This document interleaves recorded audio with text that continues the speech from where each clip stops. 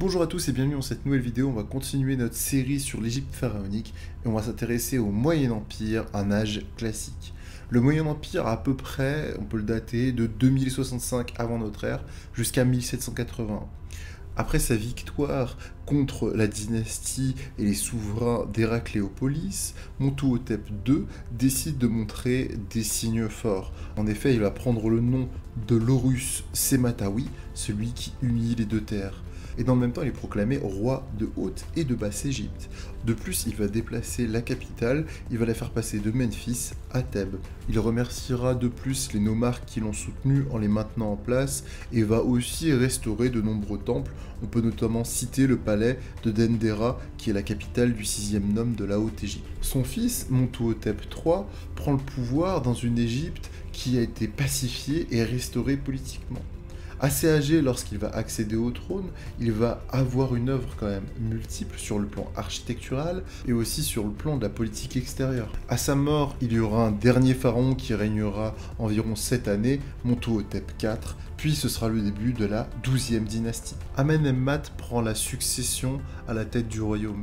Il n'était pas de la famille du pharaon, mais il va tout de même procéder à des changements majeurs pour l'Égypte. En effet, il a le nom d'Amon en tête, et ce nom marque l'ascendant pris par ce dieu qui n'avait pourtant jusqu'à là pas trop fait parler de lui. C'est lors de cette 12e dynastie que Amon sera associé au dieu solaire Ré d'Héliopolis pour former Amon-Ré, le roi des dieux.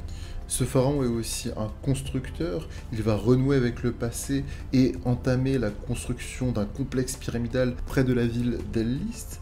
Il nommera même cette ville Amon s'est emparé de ces deux terres. Ça marque vraiment l'importance de ce nouveau dieu tutélaire dès cette 12e dynastie. Enfin, il fera quelque chose d'assez nouveau, dont nous n'avons pas eu de trace encore. Il associera son fils, le futur Sésostris Ier, en l'an 20 de son règne, au trône, pour éviter les problèmes de succession. Malgré cette précaution, et lorsque son fils est en campagne, Amenemhat Ier finira assassiné. Son fils, nous en parlé plus tôt, Sésostris Ier, entamera un grand règne d'environ 45 années. C'est une période prospère pour l'Égypte avec ce nouveau pharaon, que ce soit de paix intérieure mais aussi extérieure.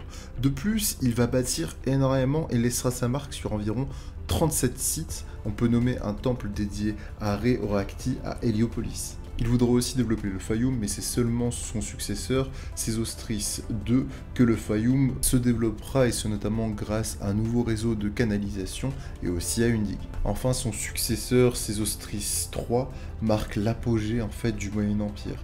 C'est un souverain qui est vraiment devenu mythique pour les historiens.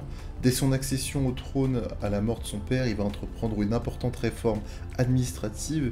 Il va ordonner la suppression de la charge de nomarque, qui était une charge mise en place bien des siècles avant. Le pays est alors placé sous l'autorité du vizir, avec 3 ministères chargés de la gestion des territoires et dirigés par des hauts fonctionnaires aidés d'un conseil. En plus de cela, il fera développer le culte d'Osiris en Abydos et effectuera de nombreuses campagnes en Nubie. Son successeur et son fils, Amenemhat III, est un grand constructeur. C'est au Fayoum qu'il va faire élever sa pyramide, ainsi que le temple de Sobek et de Renénoutet, la déesse des moissons. Il y aura aussi sa nécropole qui, lorsque Strabon la visite, la compare à un labyrinthe tant l'édifice est en fait important. Après une cinquantaine d'années de règne comme son père, l'Égypte reste alors dans une période de flottement, notamment au niveau politique. Son successeur, Amenemhat IV, ayant épousé sa sœur Néfru-Sobek, fait qu'elle va devenir épouse royale, celle qui va prendre la succession de son mari. Elle va rester à la tête de l'Égypte 3 ou 4 années. C'est la deuxième pharaone connue de l'histoire après Nitocris, qui elle a régné durant la 6e dynastie. Néanmoins, l'Égypte peut faire face à des populations sémitiques qui vont essayer de venir et de prendre le pouvoir. Ils vont y arriver au cours de ce qu'on appelle la seconde période intermédiaire, mais ça ce sera pour une prochaine fois. Si jamais cette vidéo vous a plu, comme d'habitude, n'hésitez pas à laisser un petit pouce bleu, à vous abonner. Je vous remercie d'avoir suivi cette vidéo, prenez soin de vous, c'était Melicus, ciao ciao.